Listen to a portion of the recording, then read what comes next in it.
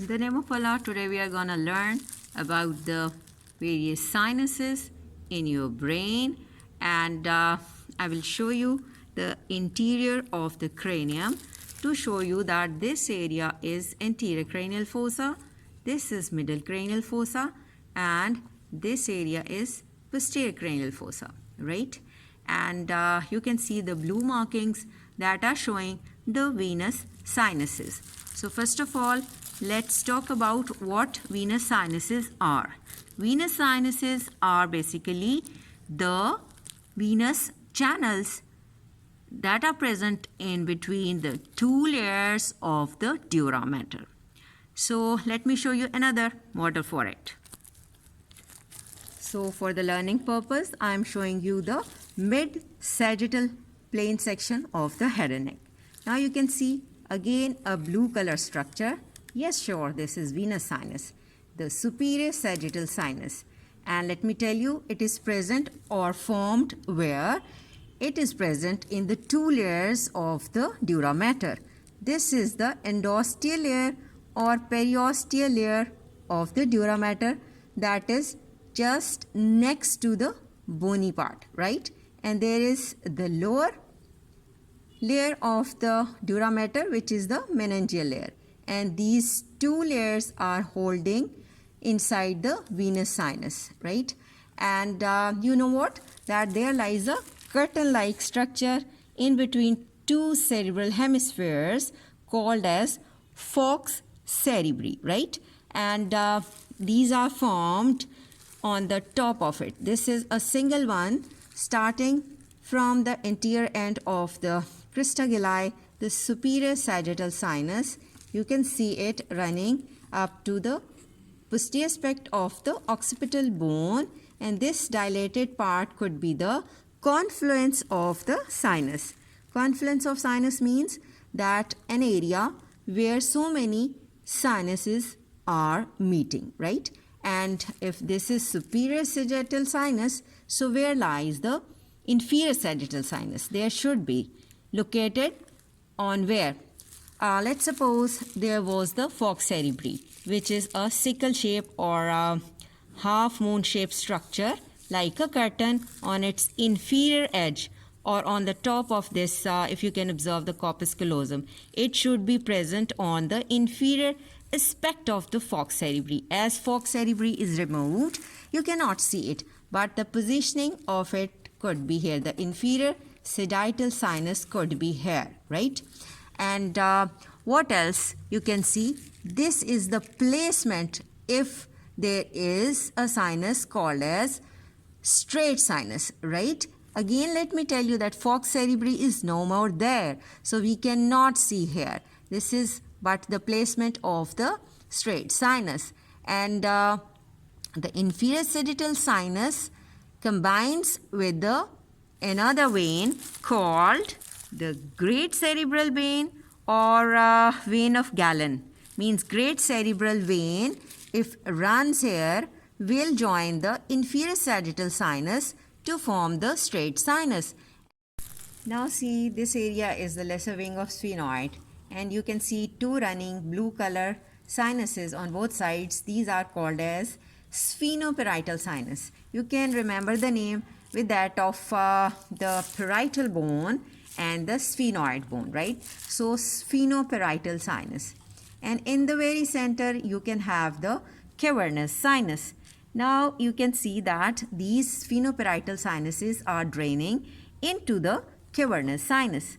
These cavernous, this central cavernous sinus basically is receiving so many cerebral veins, you would say, and sometimes the middle meningeal veins to get in, and it has to communicate with rest of the sinuses as well. So let me tell you what other sinuses are. So let's concentrate that this area, if I can show you like this, this is the confluence of sinus where all the sinuses are meeting. So let me show you that this is the small sinus called as occipital sinus running from the foramen magnum and joining this confluence of sinus here. right? And this upward, if I can complete it, this is the superior sagittal sinus, right? And just below it, there could be the inferior sagittal sinus or inferior sagittal sinus that will join with that of the great cerebral vein to form the straight sinus, right? Now concentrate, if I complete this, this is the superior sagittal sinus. This superior sagittal sinus usually joins the right transverse sinus, okay? And that continues as a sigmoid sinus, which is S-shaped. And if I draw the inferior sagittal sinus, that joins the great cerebral vein, that will be forming the straight sinus.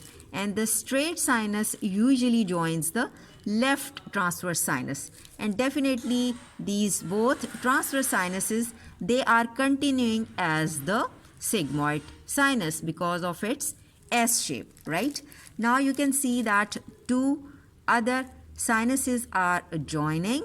They are called, this one is superior petrosal sinus, and this one, or a darker shade drawn here, is the inferior petrossal sinus. And here we can, if I turn it here, we observe the superior bulb of the internal jugular vein where it drains, right?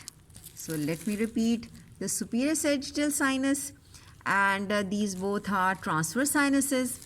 This is occipital sinus. At the confluence, all are meeting, and these transverse sinus, they are becoming the sigmoid sinus, right? And you can observe the superior petrossal sinus, the inferior petrossal sinus here also, and you can see here the superior bulb of the internal jugular vein where they drain. This is the cavernous sinus. And if some venous plexus is placed here, which is not being shown, that is the basilar plexus of veins. So cavernous sinus also communicate with this basilar plexus of veins. And you know what?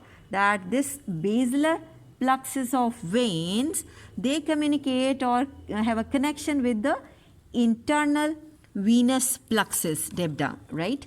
So this is how the ascent of any infection of tumor can take place through this venous network, right?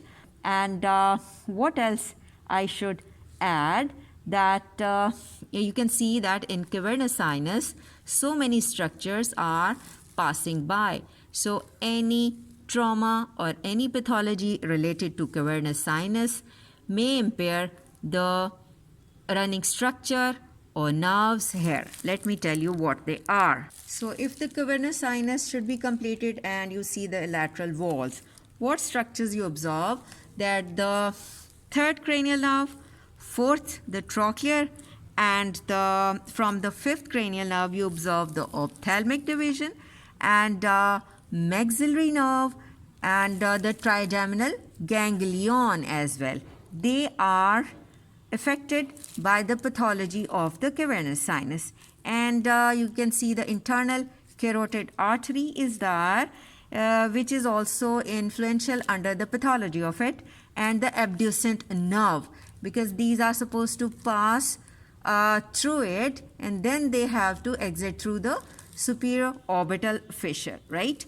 And in this way, what other incoming channel we expect to contribute into this cavernous sinus? This is present inside.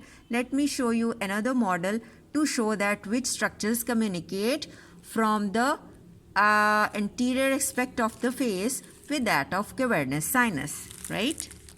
Kindly concentrate the bluish structure, the venous structure. You can see the medial one is supratrochlear and the lateral one is supraorbital, right? And they are joining to form, after angular vein, the facial vein, right? This facial vein also communicates with that of the cavernous sinus inside. And you can see the supraorbital vein, the inferior, you would say, ophthalmic vein, and this superior ophthalmic vein. Supraorbital was here, supratrochlear was here, and facial vein is gonna be connected with that of the cavernous sinus, right? So this is how they are interconnected. And what else I have to show you, that some emissary veins are also there, and through those emissary vein, the outside veins are communicating with this basilar plexus of veins, right? And the infection outside can spread inside, and so many facial veins are there.